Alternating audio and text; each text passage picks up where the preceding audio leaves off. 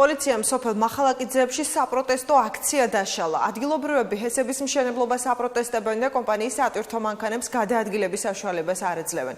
მოსახლეობამ აქციების განახლების გადაწყვეტილება მას შემდეგ მიიღო, რაც ენერგეტიკის სამინისტრომ დეტალური საინჟინრო გეოლოგიური კვლევის ჩატარების შესახებ დაპირება არ შეასრულა. მოსახლეობა ამბობს, რომ სპეციალური ჯგუფის გამოსაყოფად და კვლევის ჩასატარებლად სამინისტრომ ბოლოვადად 10 აგვისტო დაასახელა, თუმცა შემდეგ თარიღი შეიცვალა. საქართველოს ენერგეტიკის მინისტრის მოადგილე კი აცხადებს, რომ მოსახლეობისთვის დამატებითი კვლევის დაპირება არ მიუცია.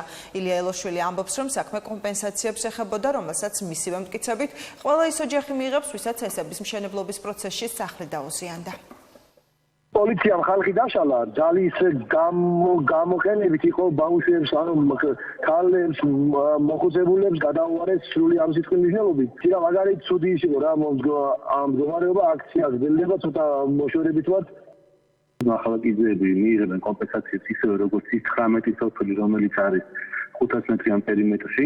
მე შევკვირდი მოსახლეობას, რომ 20 აგვისტოს ჩავიდოდი, შევხვდებოდი როგორც მთლიანად მოსახლეობასაც დიაპაზონში მახალაკიძეებს ასევე და უკვე ვეტყოდი კონკრეტულად როგორ მზაფხობით მოხდება და როდის გადახდა ამ კომპენსაციების. ყველანაირი კვლევა ჩატარებულია, ეს კვლევა სანახევარია უკვე თითოეული სახლების შესწავლილი.